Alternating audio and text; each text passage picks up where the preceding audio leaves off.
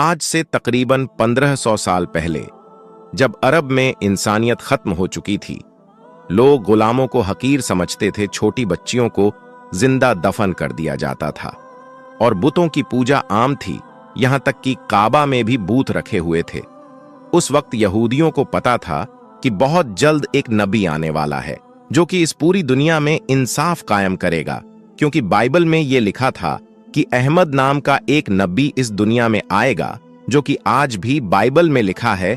यहूदी उस वक्त नबी पाक सल्लल्लाहु ताला अलैहि वसल्लम का इस तरह से इंतजार करते थे जिस तरह आज हम इमाम मेहदी का इंतजार करते हैं।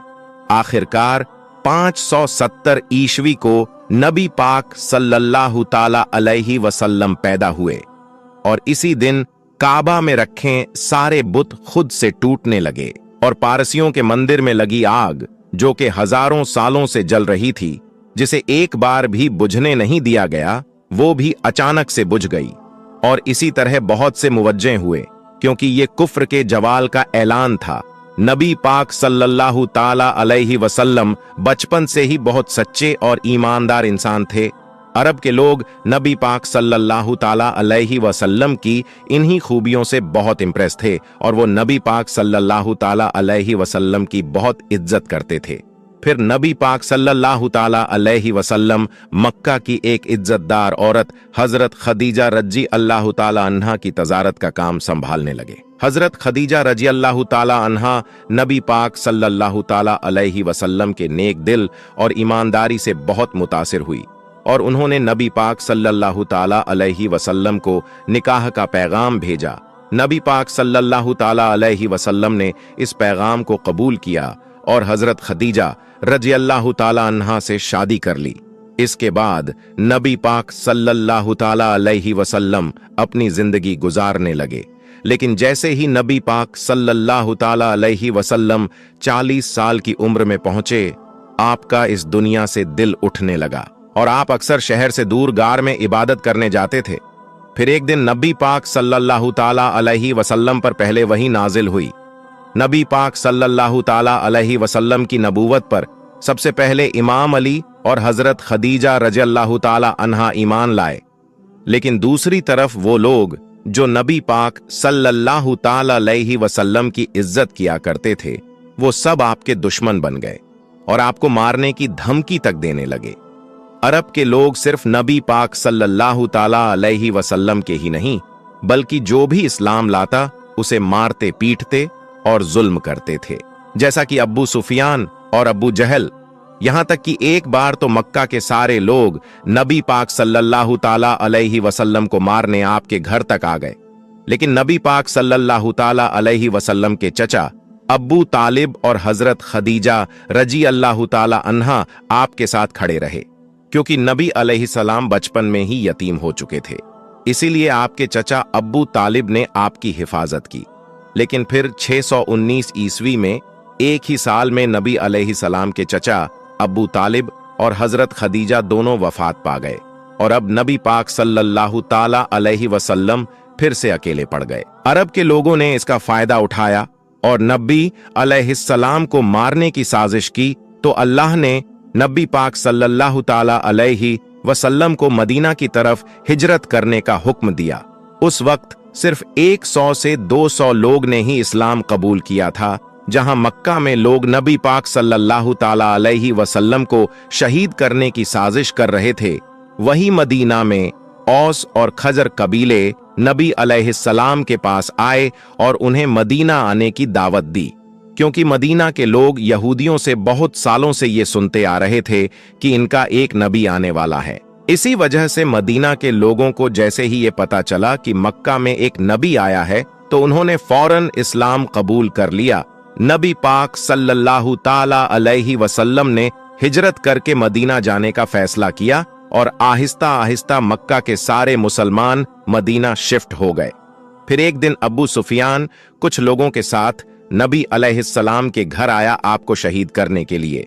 लेकिन उन्होंने देखा कि बिस्तर पर इमाम अली अलैहिस्सलाम सोए हुए हैं, क्योंकि नबी पाक सल्लल्लाहु ताला अलैहि वसल्लम ने इमाम अली अलैहिस्सलाम को मक्का के लोगों की अमानतें वापस करने के लिए छोड़ा था और नबी अलैहिस्सलाम हजरत अब्बू बकर रजी अल्लाह ताला अन्हा के साथ मदीना रवाना हो चुके थे। लेकिन नबी अलैहिस्सलाम ने मदीना जाने से पहले 3 दिन गारे सोर में कयाम किया ताकि कहीं अब्बू सुफियान के लोग इन्हें रास्ते में पकड़ ना ले। 3 दिन बाद नबी अलैहिस्सलाम मदीना रवाना हुए और मदीना पहुंचते ही वहां के लोगों ने नबी पाक सल्लल्लाहु ताला अलैहि वसल्लम का बहुत अच्छे से इस्तकबाल किया और जो मुसलमान अपना सब कुछ मक्का छोड़कर मदीना आए थे उन्हें भी अंसारे मदीना ने खूब सपोर्ट किया। यहां तक कि कुछ लोग अपनी बीवियों को तलाक देने तक के लिए तैयार हो गए ताकि ये उनसे शादी कर सके। जब नबी पाक सल्लल्लाहु ताला अलैहि वसल्लम मदीना पहुंचे तो आपने सबसे पहले मदीना के यहूदियों के साथ एक डील की। अगर मदीना पर कोई हमला होता है तो हम अपनी दुश्मनी भूलकर एक होकर मदीना को डिफेंड करेंगे। मदीना हिजरत करने के 2 साल बाद इस्लाम की सबसे पहली जंग हुई जिसे जंगे बद्र कहा जाता है। जब मुसलमान अपना सब कुछ मक्का छोड़कर मदीना आए तो मक्का के लोगों ने मुसलमानों का सब कुछ अपने कब्जे में कर लिया तो अल्लाह ने इन्हें इजाजत दे दी कि अब वो मक्का के लोगों के काफिले लूट सकते हैं। तो मुसलमान बगैर कोई खास हथियार लिए बस कुछ तलवारों के साथ अब्बू सुफियान के काफिले को लूटने निकल पड़े, क्योंकि मक्का के काफिले मदीना से होकर गुजरते थे।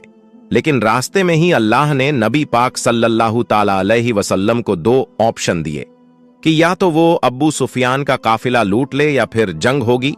उस वक्त मुसलमानों को सबसे बेहतर ऑप्शन यही लग रहा था कि अब्बू सुफियान का काफिला लूटा जाए, क्योंकि इससे मुसलमानों के पास माल आता और दूसरी तरफ जंग का ऑप्शन मुसलमानों के लिए मौत को गले लगाने जैसा था, क्योंकि इनके पास सिर्फ 8 तलवारें और 2 घोड़े थे। लेकिन फिर भी मुसलमानों ने कहा कि या रसूल अल्लाह, आप जैसा कहेंगे वैसा ही होगा, क्योंकि अल्लाह मक्का के काफिरों को इन 313 मुसलमानों के हाथों कत्ल करके मौजिजा जाहिर करना चाहता था। तो नबी पाक सल्लल्लाहु ताला अलैहि वसल्लम ने जंग का ऑप्शन चुना। अब्बू सुफियान को इस बात का पता चल चुका था कि मुसलमान इनका काफिला लूटने के लिए तैयार बैठे हैं, तो इसने एक शख्स को मक्का भेजा मदद के लिए। जैसे ही उस शख्स ने मक्का जाकर सब कुछ बताया तो मक्का से अब्बू जहल 1000 लोगों का लश्कर लेकर निकल पड़ा और अब्बू सुफियान भी समंदर के रास्ते से मक्का सेफली पहुंच गया। मुसलमानों ने मदीना के साउथ वेस्ट में बद्र नाम की एक जगह पर अपना पड़ाव डाला, इसी वजह से इसे जंगे बदर कहते हैं। अगले दिन अब्बू जहल 1000 लोगों के साथ इस जगह पहुंचा। अब दोनों फौज आमने सामने आ चुकी थीं। इसी वक्त अबू जहल की फौज में से एक उतबा नामी इंसान अपने भाई और बेटे के साथ सामने आया और उसने मुसलमानों के फौज को ललकारा कि कोई आकर इसका मुकाबला करे। तो मुसलमानों की फौज से 3 लोग सामने आए। एक नबी पाक सल्लल्लाहु ताला अलैहि वसल्लम के चचा हजरत हमजा, दूसरे हजरत उबैदा और तीसरे मेरे मौला अली, और इन तीनों ने उतबा को खत्म कर दिया। इसके बाद मुसलमानों और काफिरों के साथ जंग शुरू हुई। काफिरों को लगता था कि वो आराम से जीत जाएंगे, कहां 313 और कहां 1000, और वो भी घोड़ों और तलवारों के साथ। लेकिन अल्लाह ने इस जंग में मुसलमानों की मदद के लिए फरिश्ते भेजे और इन फरिश्तों ने मुसलमानों के साथ मिलकर जंग लड़ी और काफिरों की फौज को बुरी तरह से हराकर भगा दिया।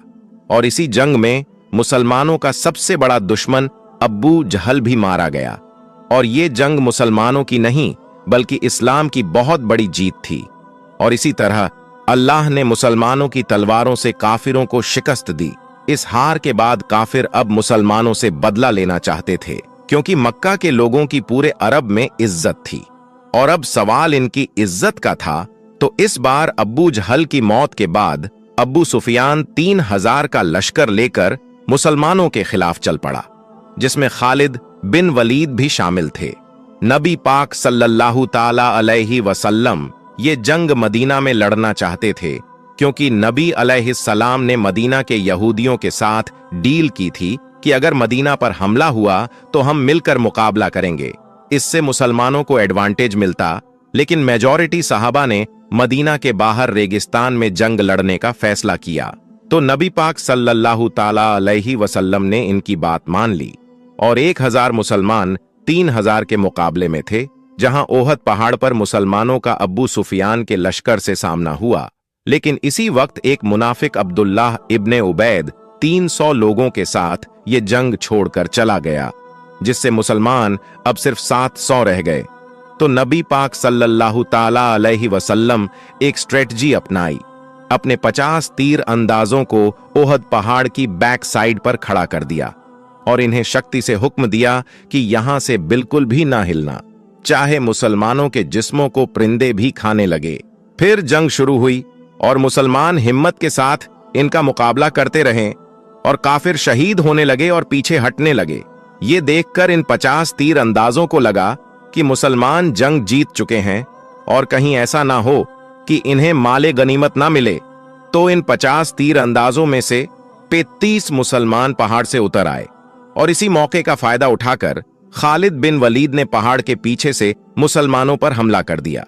अब आगे और पीछे दोनों तरफ अबू सुफियान का लश्कर था और मुसलमान इन दोनों के दरमियान फंस चुके थे और इस तरह बहुत से मुसलमान शहीद होने लगे। और इसी वक्त नबी पाक सल्लल्लाहु ताला अलैहि वसल्लम के भी दांत मुबारक शहीद हो गए, जिससे ये अफवाह फैल गई कि नबी पाक सल्लल्लाहु ताला अलैहि वसल्लम शहीद हो गए। जब सहाबा ने यह सुना तो कई सहाबा ये सुनकर भागने लगे, यहां तक कि हजरत उस्मान और हजरत उमर जैसे सहाबी भी जंग छोड़कर भाग गए। लेकिन सिर्फ 12 लोग नबी पाक सल्लल्लाहु ताला अलैहि वसल्लम के साथ बाकी रहे, जिनमें इमाम अली अलैहिस्सलाम, साद बिन अबी विकास जैसे सहाबी थे। तो बाकी बचे मुसलमान पहाड़ पर चढ़ गए, जिसे देखकर अब्बू सुफियान पीछे हट गया। जब वो वापस मुड़े तो नबी पाक सल्लल्लाहु ताला अलैहि वसल्लम ने इमाम अली और बाकी कुछ सहाबा को उनके पीछे भेजा था ताकि ये पलटकर हमला न कर दें। और इन सहाबा ने बड़ी बहादुरी दिखाई, जिसकी अल्लाह ने कुरान में तारीफ की है।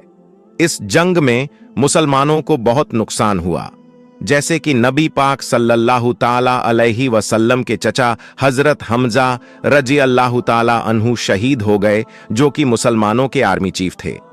ओहद की जंग के बाद अब्बू सुफियान ने आखिरी कोशिश की मुसलमानों को खत्म करने की, और इसमें अरब के कई बड़े कबीलों को अपने साथ मिलाया था ताकि इस बार वो एक बड़ी फौज के साथ मुसलमानों को खत्म कर सके। उन्होंने 10,000 का लश्कर तैयार किया, जबकि मुसलमान टोटल 3,000 थे। वहीं दूसरी तरफ नबी पाक सल्लल्लाहु ताला अलैहि वसल्लम को भी इस बात का पता चल चुका था कि इनके खिलाफ साजिशें हो रही हैं। तो नबी अलैहिस्सलाम ने सहाबा से इस बारे में मशवरा किया। तो एक सहाबी जो कि पर्सिया को छोड़कर मदीना आए थे, जिनका नाम हजरत सुलेमान फारसी था, उन्होंने नबी अलैहिस्सलाम को बताया कि पर्शिया में हम अपने दुश्मनों से बचने के लिए खंदक खोदते हैं, जिससे वो हम तक पहुंच नहीं सकते और हम इन पर तीरों के साथ हमला करते हैं। तो नबी अलैहिस्सलाम को ये ऑप्शन ठीक लगा और आपने मदीना के फ्रंट पर खंदक खोदने का फैसला किया। क्योंकि मदीना बाकी सभी तरफ से पहाड़ों से घिरा हुआ था, तो फिर मुसलमानों ने खंदक खोदना शुरू कर दिया। ये खंदक खोदना ही मुसलमानों के लिए एक बहुत मुश्किल काम था, क्योंकि मदीना एक पहाड़ी इलाका था और इस इलाके में खंदक खोदना कोई आसान काम नहीं। लेकिन फिर भी मुसलमान पूरी जान लगाकर खंदक खोदते रहे। खंदक खोदते वक्त एक ऐसा पत्थर आया जो कि हजरत सलमान फारसी रजी अल्लाह ताला अन्हु से टूट नहीं रहा था। तो सहाबा ने नबी अलैहिस्सलाम को जाकर यह बताया। फिर नबी अलैहिस्सलाम खुद आए और आपने इस पत्थर पर 3 बार हथौड़ा मारा, जिससे वो पत्थर टुकड़े टुकड़े हो गया। इस पत्थर को तोड़ते वक्त नबी अलैहिस्सलाम को एक रोशनी दिखाई दी और फिर आपने फरमाया कि पहली बार जब मुझे रोशनी दिखाई दी तो अल्लाह ने मुझे रोम अता की, और दूसरी बार जब मुझे रोशनी दिखाई दी तो अल्लाह ने मुझे पर्शिया अता किया, और तीसरी बार अल्लाह ने मुझे यमन भी अता कर दिया। उस वक्त रोमन और पर्शियन एम्पायर दुनिया की सुपर पावर थी। जब मुनाफिकों ने यह सुना तो वो कहने लगे, यहां हमारे इतने बुरे हालात हैं और ये रोमन और पर्शियन एम्पायर की बातें कर रहे हैं। ये जंग मुसलमानों के लिए बहुत बड़ी आजमाइश थी, क्योंकि इससे पहले जंगे ओहद में मुसलमानों के साथ जो हुआ था, उसके बाद अब दोबारा फिर 10,000 लश्कर इन्हें मारने आ रहा था और मुसलमान सिर्फ 3,000 थे। जैसे ही वो 10,000 का लश्कर जंग लड़ने मदीना पहुंचा तो वो इस खंदक को देखकर हैरान रह गए, क्योंकि इन्हें इस बात का बिल्कुल भी अंदाजा नहीं था, इनके पास दूसरा कोई ऑप्शन नहीं था, तो उन्होंने खंदक के बिल्कुल सामने पड़ाव डाला। लेकिन एक इंसान ऐसा था जिसने ये खंदक पार कर ली। इसका नाम था अमर बिन अब्दे वद। ये इंसान एक बहुत बड़ा जंगजू था जिससे पूरे अरब के लोग डरते थे, क्योंकि ये 100 आदमियों से अकेला लड़ता था। जैसे ही ये खंदक पार करके मुसलमानों के सामने आया, इसने मुसलमानों की पूरी फौज को चैलेंज दिया कि तुम तो कहते हो कि मरने के बाद हम सीधा जन्नत में जाएंगे, तो आओ मैं तुम्हें तुम्हारी जन्नत में पहुंचा दूं। लेकिन इसे देखकर 3000 मुसलमानों में से किसी की भी हिम्मत नहीं हुई कि वो इसके सामने आकर इसका मुकाबला कर सके, सिवाय एक 27 साल के लड़के के जिसका नाम था अली। जैसे ही इसने मुसलमानों को ललकारा तो इमाम अली अलैहिस्सलाम खड़े हुए और आपने नबी सल्लल्लाहु ताला अलैहि वसल्लम से इजाजत मांगी। लेकिन नबी सल्लल्लाहु ताला अलैहि वसल्लम ने इमाम अली अलैहिस्सलाम को बैठा दिया। इसने दोबारा फिर ललकारा, लेकिन कोई खड़ा नहीं हुआ सिवाय इमाम अली के। लेकिन नबी अलैहिस्सलाम ने दोबारा फिर इमाम अली अलैहिस्सलाम को बिठा दिया। तीसरी बार जब इसने दोबारा फिर ललकारा तो नबी अलैहिस्सलाम ने इमाम अली अलैहिस्सलाम को रवाना किया। एक तरफ अरब का मशहूर जंगजू जिसके पास सालों का जंगी एक्सपीरियंस था, और दूसरी तरफ एक 27 साल का लड़का। जैसे ही इमाम अली अलैहिस्सलाम इसके सामने गए तो अमर बिन अब्दे वद ने इमाम अली अलैहिस्सलाम को पहचान लिया, क्योंकि इमाम अली अलैहिस्सलाम के वालिद अब्बू तालिब इसके बड़े अच्छे दोस्त थे। तो इसने इमाम अली अलैहिस्सलाम से कहा कि मैं तुझसे नहीं लड़ सकता, किसी और को भेज। लेकिन इमाम अली अलैहिस्सलाम ने कहा कि मैं तो तुझसे लड़ना चाहता हूं। फिर इसने इमाम अली अलैहिस्सलाम से कहा कि मैं अपने हर मुखालिफ को 3 ख्वाहिशों का इजहार करने का मौका देता हूं। तो इमाम अली अलैहिस्सलाम ने कहा कि मेरी पहली ख्वाहिश तो यह है कि तुम मुसलमान हो जाओ, और दूसरी ख्वाहिश यह है कि तुम ये जंग छोड़कर वापस चले जाओ, और तीसरी ख्वाहिश यह है कि तुम मेरा मुकाबला करो। इस बात पर उसे गुस्सा आया और वो तेजी से इमाम अली की तरफ हमला करने बढ़ा, तो मेरे मौला अली ने एक ही वार में इसे खत्म कर दिया। ये देखकर सब हैरान रह गए, क्योंकि ये किसी मौजे से कम नहीं था। इसके बाद काफिरों ने दोबारा खंदक पार करने की हिम्मत नहीं की। फिर अल्लाह ने तेज आंधी चलाई जिससे काफिरों के खेमे उड़ गए और इन्हें बहुत नुकसान हुआ। लेकिन काफिरों ने एक नई चाल चली। उन्होंने मदीना में मौजूद यहूदियों को अपने साथ कर लिया और इनसे मदीना में दाखिल होने का रास्ता मांगा, जबकि इन यहूदियों ने मुसलमानों के साथ डील की हुई थी। फिर भी उन्होंने गद्दारी कर दी और इस तरह मुसलमान फंस गए और अब इन्हें अपनी मौत सामने नजर आने लगी, क्योंकि मदीना में मुसलमानों की फैमिलीज भी थीं। अब सिर्फ उनकी ही नहीं बल्कि उनकी फैमिलीज की जान भी खतरे में आ चुकी थी। उसी वक्त अल्लाह ने अपना एक और मौजा कर दिखाया। एक इंसान जिसका नाम नोएम बिन मसूद था, उसने इस्लाम कबूल कर लिया और वो नबी पाक सल्लल्लाहु ताला अलैहि वसल्लम के पास आया। उसने नबी पाक सल्लल्लाहु ताला अलैहि वसल्लम से कहा कि मैंने इस्लाम कबूल कर लिया है, लेकिन ये बात किसी को भी नहीं पता। उसने अपना एक प्लान नबी सल्लल्लाहु ताला अलैहि वसल्लम के सामने रखा और आपने उसे इसकी इजाजत दे दी। फिर वो सीधा यहूदियों के पास गया और उनका ब्रेन वॉश किया। उसने यहूदियों से कहा कि अगर ये जंग ना हुई तो मक्का के लोग तुम्हें छोड़कर भाग जाएंगे, फिर तुम्हारी मौत पक्की है। अगर तुम्हें मुझ पर यकीन नहीं तो इनसे ट्रस्ट के तौर पर इनके 8 सरदार मांगो। इसके बाद वो सीधा काफिरों के पास गया और उनसे कहा कि मदीना के यहूदी मोहम्मद के साथ मिले हुए हैं और वो मोहम्मद को अपना ट्रस्ट शो करने के लिए तुमसे तुम्हारे 8 सरदार मांगेंगे। तो जैसे ही यहूदियों ने उनके 8 सरदार मांगे तो उन्होंने साफ इनकार कर दिया। इससे उनकी डील टूट गई। अब काफिर फिर से अकेले पड़ गए थे और आंधी की वजह से उन्हें काफी माली नुकसान हुआ और उनका खाना भी खत्म हो गया। फिर वो वापस चले गए। उनके जाने के बाद नबी अलैहिस्सलाम अपनी जरा उतारने लगे। इतने में ही हजरत जिब्राइल अलैहिस्सलाम आपके पास आए और आपसे फरमाया, या रसूल अल्लाह, अभी यहूदियों से बदला बाकी है। तो नबी अलैहिस्सलाम ने इमाम अली अलैहिस्सलाम क़यादत में एक फौज रवाना किया और फरमाया कि असर की नमाज हम वहीं पढ़ेंगे। वहां पहुंचकर यहूदियों ने नबी अली अलैहिस्सलाम से कहा, हमें आपका फैसला कबूल नहीं, आप हमारे साथ जो चाहते हो वो करो, लेकिन हमारा फैसला साद बिन मुआज रजी अल्लाह ताला अन्हु से करवाओ, क्योंकि साद बिन मुआज को वो जानते थे। तो साद बिन मुआज ने यहूदियों की किताब तौरात से फैसला किया, क्योंकि तौरात में गद्दारी की सजा मौत है। इस वजह से फिर हजारों यहूदियों को कत्ल कर दिया गया, सिवाय उनके बच्चों और औरतों के। आज नॉन मुस्लिम इस एक्सीडेंट को मुसलमानों के खिलाफ यूज करते हैं और नबी अलैहिस्सलाम के कैरेक्टर पर उंगली उठाते हैं, जबकि यही कानून आज पूरी दुनिया में फॉलो किया जाता है। खंदक की जंग में जब अब्बू सुफियान अपना लश्कर लेकर चला गया था, तो नबी अलैहिस्सलाम ने फरमाया था कि अब मुशरिकीन अरब आज के बाद तुम पर हमला नहीं करेंगे, अब तुम उन पर हमला करोगे। एक रात अल्लाह ने नबी अलैहिस्सलाम को ख्वाब के जरिए उम्रा करने का हुक्म दिया, तो नबी अलैहिस्सलाम तकरीबन 1500 सहाबा के साथ मक्का उम्रा करने के लिए चले गए। जब अरब के मुशरिकीन को इसका पता चला तो उन्हें लगा कि ये हम पर हमला करने आ रहे हैं, तो उन्होंने खालिद बिन वलीद को जासूसी करने भेजा। खालिद बिन वलीद ने वापस आकर इन्हें बताया कि वो तो सिर्फ उम्रा करने आए हैं। तो अब्बू सुफियान ने कहा कि हम मक्का के सरदार हैं, हमारी इजाजत के बगैर वो उम्रा कैसे कर सकते हैं।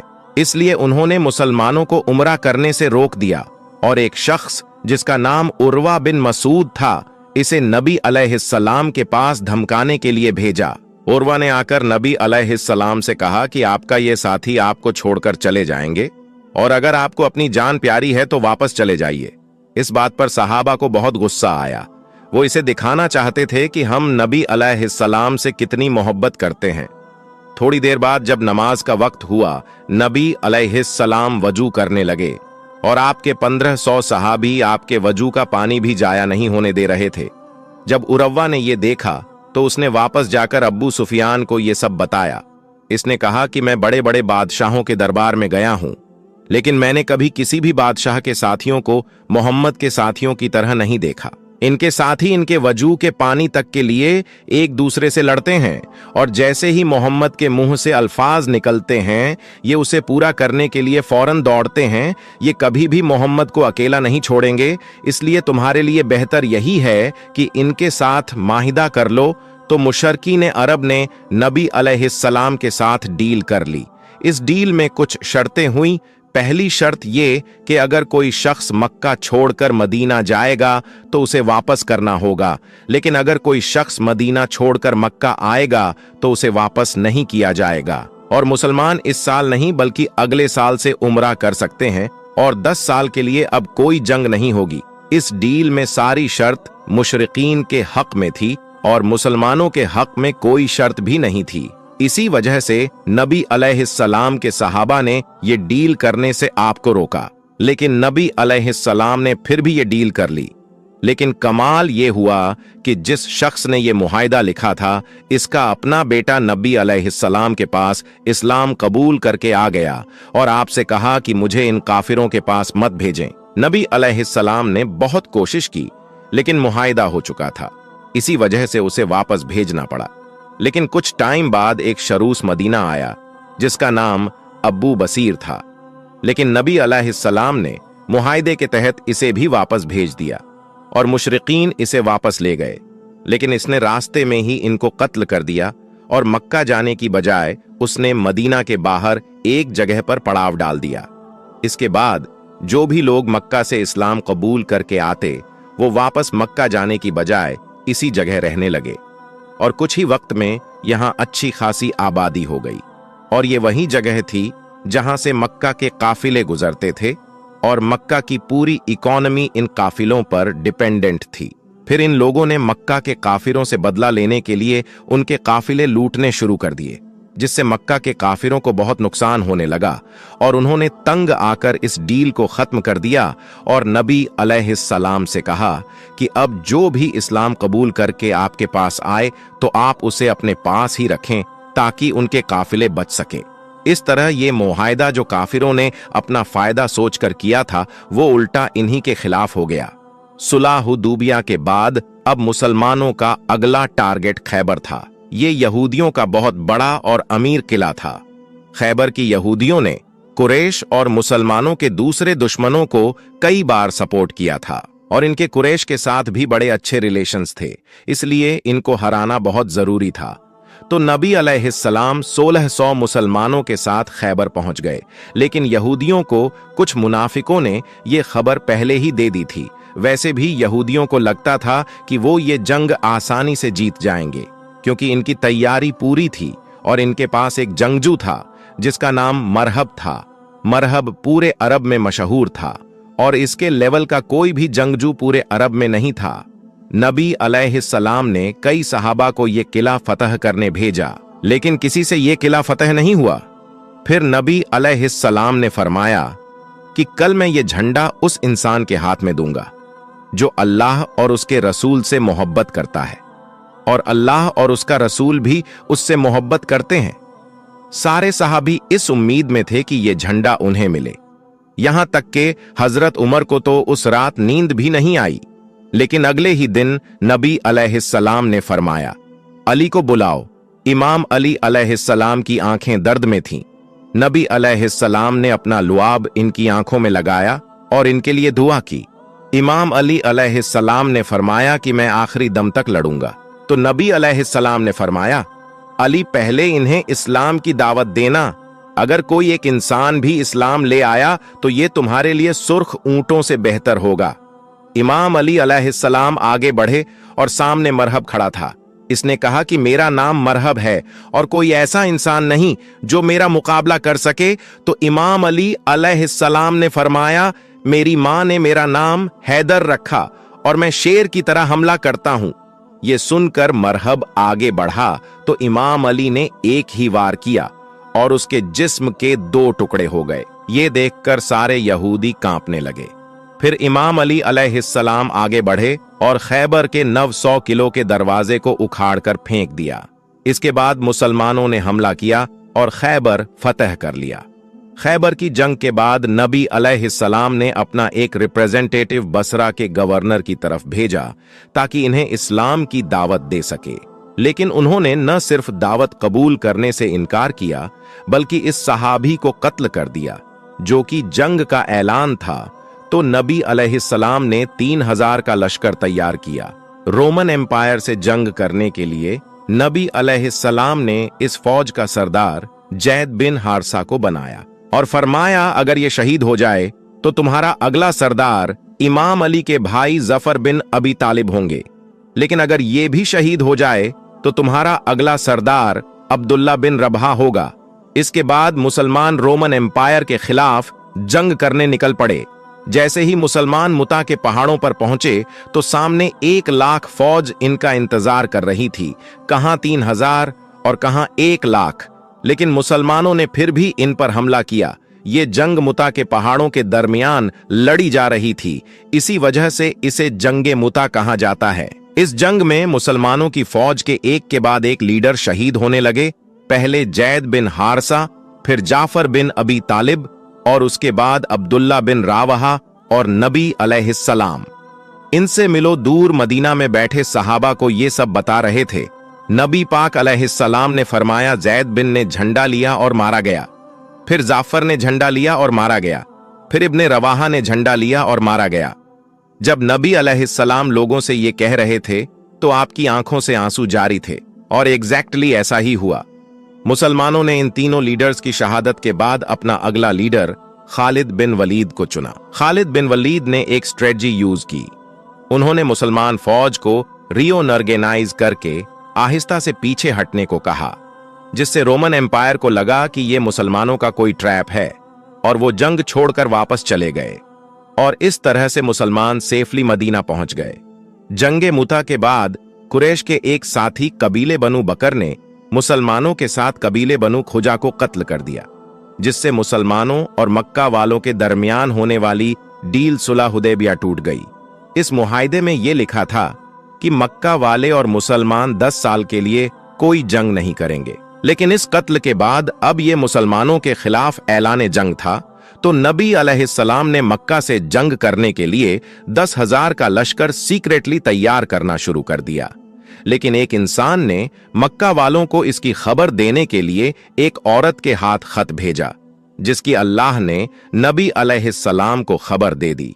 और नबी अलैहिस्सलाम ने इमाम अली अलैहिस्सलाम को भेजा इमाम अली अलैहिस्सलाम ने इस औरत को पकड़ लिया, लेकिन नबी अलैहिस्सलाम ने इस औरत को माफ कर दिया।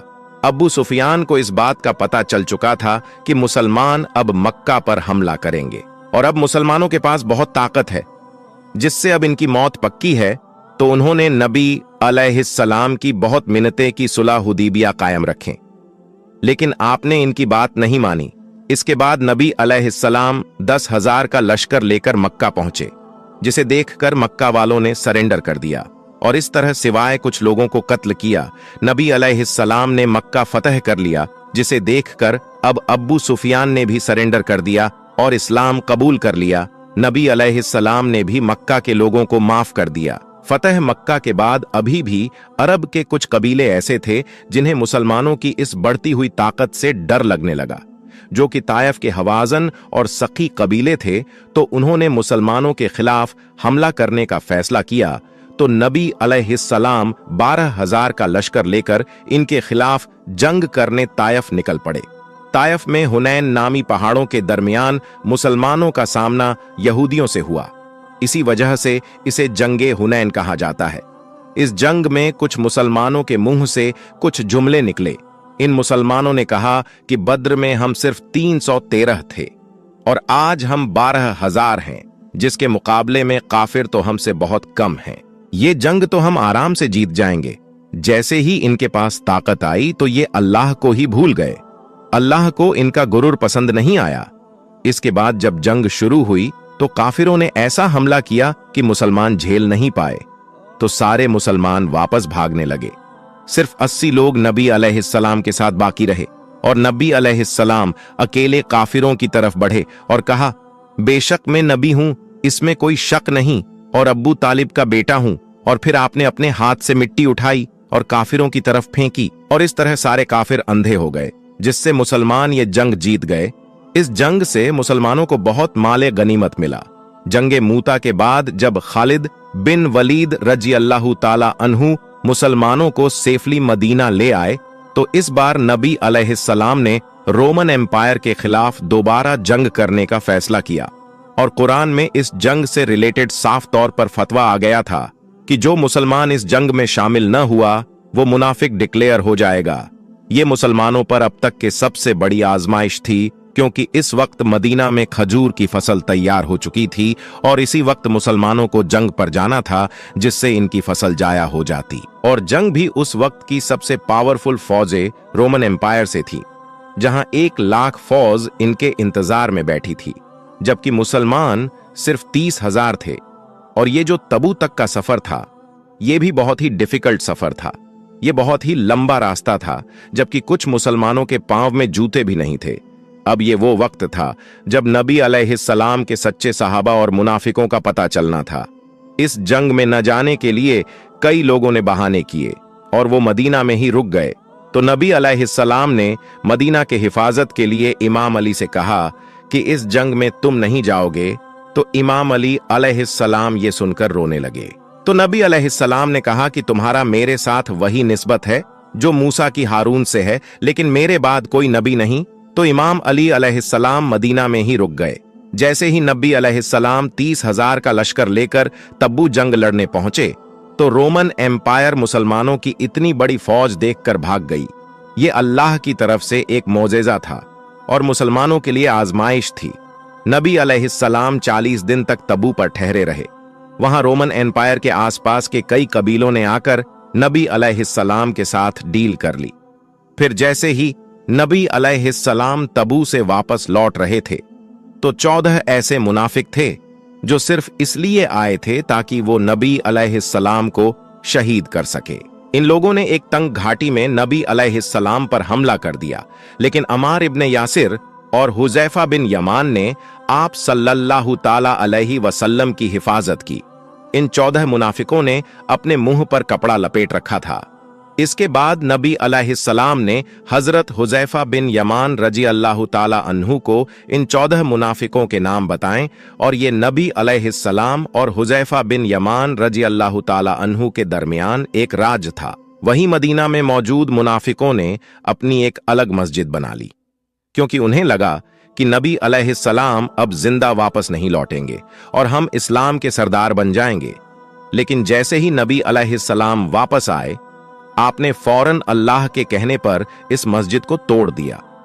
इस जंग के बाद अब इस्लाम एक ग्लोबल पावर बन चुका था, लेकिन यह नबी अलैहिस्सलाम की जिंदगी की आखिरी जंग थी। इसके बाद आप सल्लल्लाहु ताला अलैहि वसल्लम वफात पा गए और यहीं से इस्लाम का सबसे हासिल कंट्रोवल पीरियड शुरू हुआ।